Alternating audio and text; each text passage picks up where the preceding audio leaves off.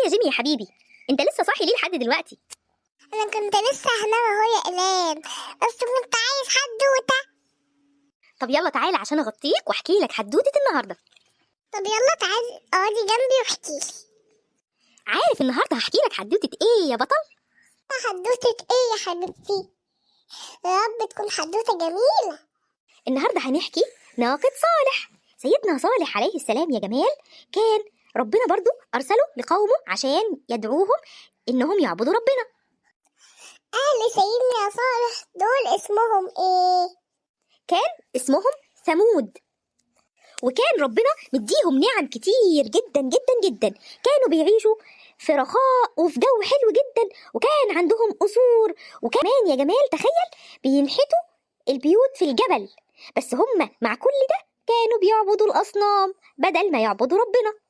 يعني ايه يا ايلان بينحتوا البيوت من الجبل؟ يعني كانوا الجبال اللي عندهم، لأنهم كان عندهم جبال كتير جدا، بيمسكوا أدوات ويعملوا جواها بيوت. مش بيبنوا بيوت مثلا من الخشب، لا كانوا بينحتوا بيفحروا كده ويعملوا بيوتهم في الجبال، لأن هم كانوا عندهم قوة جامدة جدا. وعملوا ايه مع سيدنا صالح؟ لما سيدنا صالح راح وقعد يقول لهم يعبدوا ربنا، هم ما صدقوهوش وقعدوا يقولوا له انت كذاب، ازاي انت نبي الله؟ لا احنا مش مصدقين وعايزين منك دليل. يعني ايه دليل؟ يعني اثبات يثبت بيه ان هو نبي من عند ربنا. وبعدين عمل لهم ايه؟ تخيل يا جمال ان هم طلبوا منه انه يخرج لهم من الصخر ده ناقة. عارف يعني ايه ناقة يا جمال؟ هي مرات الجمل. برافو عليك يا جمال، فعلا الناقة هي مرات الجمل. وكمان حددوا له مواصفات للناقة دي عشان يكون حدث فظيع وعظيم جدا، وبعده يؤمنوا فورا بالله سبحانه وتعالى، ويكون ده دليل على نبوة صالح عليه السلام.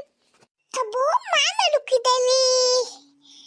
عملوا كده عشان يصعبوا الموضوع جدا عليه، وعشان هم كانوا اصلا مكذبينه وكانوا مش مصدقين انه ممكن يطلع لهم ناقة من الصخر. ايه ده، هو فعلا طلع لهم ناقة من الصخر؟ نبي الله صالح يا جمال كان متأكد من قدرة ربنا انه يخرج لهم ناقة من الصخر. طب وبعدين ايه اللي حصل يا ترى؟ استجاب ربنا لدعاء سيدنا صالح، وفعلا خرج لقوم ثمود ناقة من الصخر. طب وكان شكلها عامل ازاي؟ حقيقية فعلا؟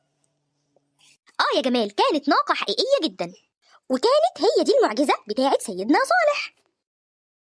طب وأمن فعلا بربنا لما شافوا الناقة؟ سؤالك حلو قوي يا جمال. بعض الناس أمنوا لما شافوا الناقة، وبعض الناس لا. طب وبعدين؟ حذرهم سيدنا صالح وقال لهم ان هم ما ينفعش يمسوا او يعملوا اي حاجه في الناقه، لان هم لو اذوها ربنا هيعذبهم وهينزل عليهم غضب شديد جدا. طب هم خلي بالهم من الناقة وسمعوا كلام ربنا ولا لا؟ بص يا جمال، كان في قوم ثمود دول بئر كبير جدا فيه ميه، فربنا قال لسيدنا صالح يقول لهم ان هم لازم يسيبوا الناقه دي تشرب من البير يوم كامل لوحدها. طب وهم يشربوا ايه؟ يشربوا اللبن بتاعها. طب واللبن ده كان بيشبعهم؟ يا جمال كانوا بيشبعوا جدا، وكان لبن مغذي ومفيد ليهم جدا جدا جدا. وايه اللي حصل بعد كده؟ بس هم كرهوا الناقة دي لأنها بتشاركهم في المية بتاعتهم، وما قدروش يصبروا أبدا ولا يسمعوا ويتحملوا كلام ربنا، وقرروا واتفقوا على إنهم يذبحوا الناقة وياخدوا المية والبير ده كله لنفسهم. يا حرام، بس كده حرام عليهم قوي. أول ما ذبحوها يا جمال نبي الله صالح قال لهم إن هم بكده عصوا أمر ربنا، وإن عذاب ربنا اللي حذرهم منه قبل كده هيجي لهم بعد 3 أيام. قوليلي بسرعة بقى ايه اللي حصل لهم؟ سابهم سيدنا صالح ومشي مع المؤمنين اللي أمنوا معاه، وبعد يومين يا جمال في اليوم الثالث ربنا فعلا نزل عذابه على قوم ثمود. عذاب ازاي؟ كان شكله ايه؟ السماء عملت صوت جامد جدا جدا كأنها صرخة مفزعة جدا، والأرض من تحتهم اترجت واتهزت تحت رجليهم، فماتوا كلهم لأنهم خالفوا أمر الله، ونجى الله سيدنا صالح والمؤمنين اللي آمنوا معاه. إيه رأيك بقى في الحدوتة بتاعت النهاردة يا جيمي؟ كانت حلوة جدا. يلا بقى عشان عايزة انام. ماشي يا جيمي، يلا تصبح على ألف خير يا حبيبي. وبكده نبقى خلصنا حدوتة النهارده يا أصحابي. ما تنسوش تعملوا اشتراك وتشيروا الفيديو عشان المعلومات اللي احنا قلناها النهارده والحواديت الجميلة دي يعرفها كل أصحابي.